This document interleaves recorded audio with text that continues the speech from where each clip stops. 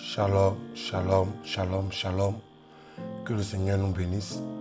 Que le Dieu d'Israël soit le soutien de chacun d'entre nous. Ce soir, nous verrons quels sont les dégâts causés par la sorcellerie. Beaucoup de personnes savent de manière unanime que la sorcellerie est nocive pour chaque être humain. Mais il est difficile souvent de savoir exactement dans quel domaine la sorcellerie anéantit la vie de chaque être humain. Voilà pourquoi je fais cette vidéo, afin d'expliquer clairement quels sont les dégâts causés par la sorcellerie dans la vie de quelqu'un.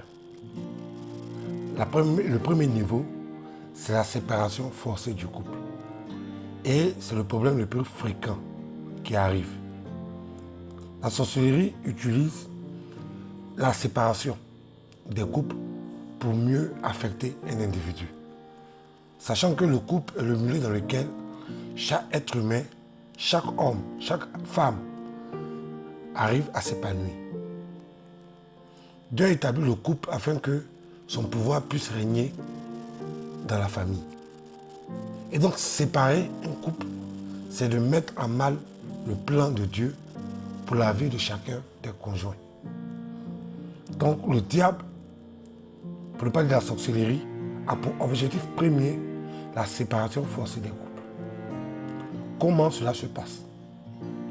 La femme ne supporte plus son mari sexuellement.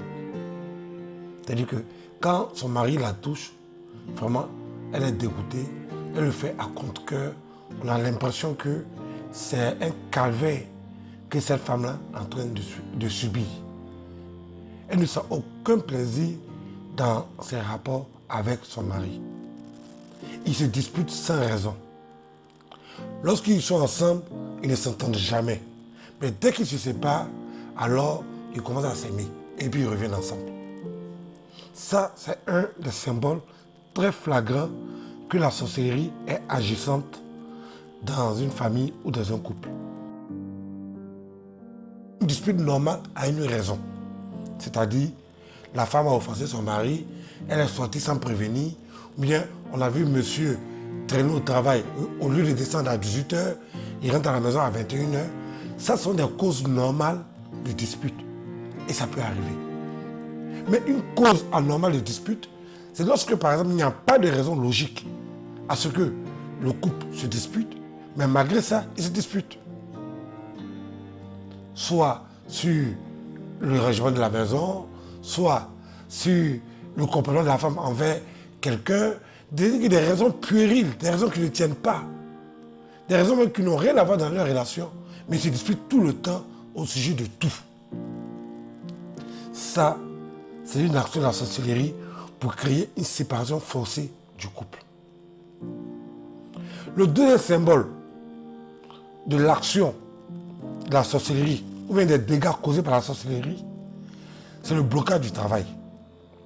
Une personne peut avoir toutes les conditions pour avoir du travail.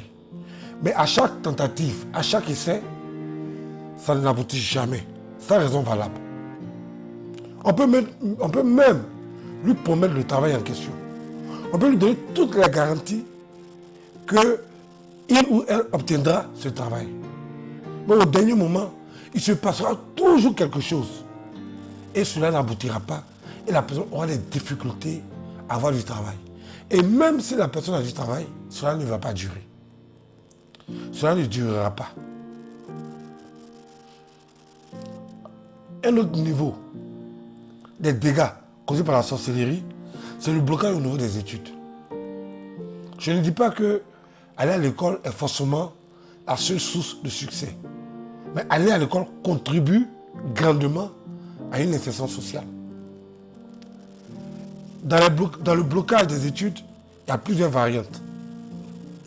Soit l'élève ou bien l'étudiant n'arrive pas à apprendre, mais à raisonner correctement, ou bien il a des difficultés à retenir, ou bien au moment où il va à l'école, ou bien il étudie, il a de violents maux de tête. Il arrive même que souvent aux examens, la personne tombe régulièrement malade. Au finish, le cycle scolaire de l'individu ou de la personne est zéro. Et ça, c'est une action causée par la sorcellerie. Les dégâts de la sorcellerie peuvent aussi se répercuter au niveau de la santé d'un individu. Et ça aussi, c'est très courant. Voyez-vous. La sorcellerie peut provoquer un dérèglement important de la santé de quelqu'un. Il y a la stérilité chez la femme, l'impuissance chez l'homme, il y a le cancer, il y a l'hémophilie, le diabète, la mort des reins, ce que les gens appellent l'insuffisance rénale, l'eau dans les poumons, la chute des cheveux, l'eczéma et beaucoup d'autres maladies causées par la sorcellerie. Et quand tu vas à l'hôpital, voici la réponse qu'on te donnera. Il n'y a rien du tout, tout est normal. Mais au fond, la personne souffre.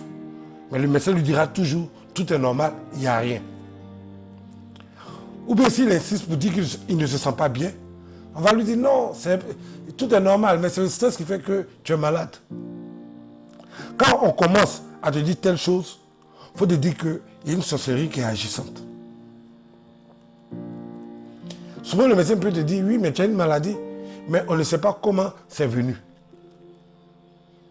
Comme par exemple, je me rappelle très bien il y a quelques années, il y a une jeune fille de 11 ans qu'on a diagnostiquée séropositive. Elle est vierge, ses parents sont séronégatifs, son père est séronégatif, sa mère est séronégative. Mais elle qui a 12 ans, elle n'a jamais eu de rapport avec quelqu'un, on l'a détecté séropositif à 11 ans. Donc la santé est frappée aussi par la sorcellerie. Donc quand le diable ou les sorciers voient que tu as un grand destin, un destin énorme, un destin qui te permet de progresser, tu seras quelqu'un d'influent pour Dieu, il préfère t'abattre pendant que tu es encore enfant. Comme a été le cas de cette jeune fille de 11 ans. Seulement pour dire qu'il y a des maladies qui peuvent arriver à quelqu'un et la personne ne peut pas imaginer, ne peut pas savoir comment cette maladie a pu arriver jusqu'à elle. Un autre symbole de la sorcellerie, c'est l'empathie. C'est-à-dire que partout où tu passes, tu sais que tu n'es pas aimé. Partout où tu passes, tu sais qu'on te déteste. Soit même tu n'as même pas cette force sur toi, mais malgré ça, il y a des gens qui te jalousent. C'est que les gens ont mis un esprit d'antipathie sur toi, des odeurs spirituelles, une saleté occulte sur ton âme, de sorte que quand tu passes quelque part, personne ne veut te sentir. Tu n'as pas de vrais amis, tu n'as pas de vrais amoureux, tu n'as pas de vraies amoureuses. Personne ne t'aime réellement. Et tu sens qu'on force pour t'aimer. Personne ne t'aime. Il faut te dire que automatiquement, ils ont dû te poser un vêtement de sorcellerie. Tu dois te sentir repoussé partout où tu passes. Pas forcément que les gens vont t'insulter, mais tu dois ressentir l'antipathie dans le regard et dans le comportement des gens. Ça aussi, c'est une œuvre de la sorcellerie. Ensuite, il y a un autre symbole de la sorcellerie. Il y a la folie et puis il y a la mort. Quand la sorcellerie te lance la folie, d'abord la personne perd les pédales. Il ne devait pas foutre un coup. Non, il perd d'abord les pédales. Ensuite, il commence à douter de tout. Il doute de tout et de tout le monde. Il se méfie de tout le monde. Il devient très regardant sur les petits détails. Quand passe cette étape-là, arrive l'étape où la personne commence à parler seule. La personne se prend pour quelqu'un d'autre. La personne est dans un monde imaginaire. C'est que la personne a été frappée sur la tête par un marteau de la sorcellerie. Et la folie finit par s'installer de manière irrémédiable dans la vie de l'individu. Et là commence une autre vie tragique pour cette personne. La mort, je ne vais pas trop m'attarder là-dessus parce que tout le monde sait comment les sorciers exécutent leurs victimes. Mais ce domaine est tellement si vaste que je vais prendre une ou deux vidéos pour mieux expliquer comment les sorciers exécutent réellement leurs victimes. Donc, il y a d'autres problèmes, encore d'autres effets de la sorcellerie que je ne pourrais pas tout rentrer en détail, tels que l'emprisonnement. Des gens qui vont en prison alors qu'ils n'ont rien fait, alors qu'il n'y a pas de preuves, alors que tout le monde sait qu'ils sont innocents, mais on les fout en prison. Même la personne même qui te met en prison sait que tu es innocent. Mais les circonstances se mettent en place pour qu'on puisse te jeter en prison.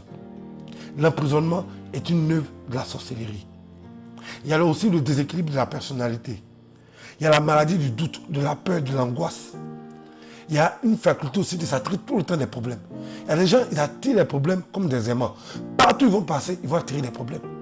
Ça aussi, c'est des dégâts causés par la sorcellerie. Donc, c'est juste une courte vidéo pour vous faire comprendre l'ensemble de toutes ces choses-là.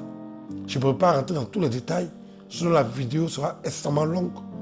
Mais juste cibler les gros points pour que vous puissiez reconnaître une personne qui est sous l'emprise de la sorcellerie et une personne qui n'est pas sous l'emprise de la sorcellerie.